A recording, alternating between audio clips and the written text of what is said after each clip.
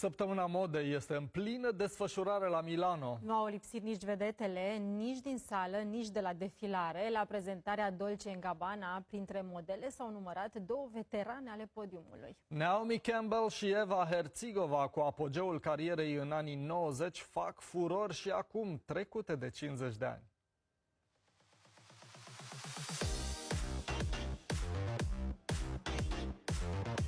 Ermanno Scervino a fost unul dintre creatorii de modă care și-au lansat colecția ieri, în cadrul săptămânii modei de la Milano. Au dominat podiumul corsetele și jachetele supradimensionate, gri metal, ce lasă impresia unor armuri. You know, I really love supporting designers that I wear in my everyday life, and he's one of them. I love his knits in the winter. I love a lot of his tailoring. He does beautiful embellishments in the knits.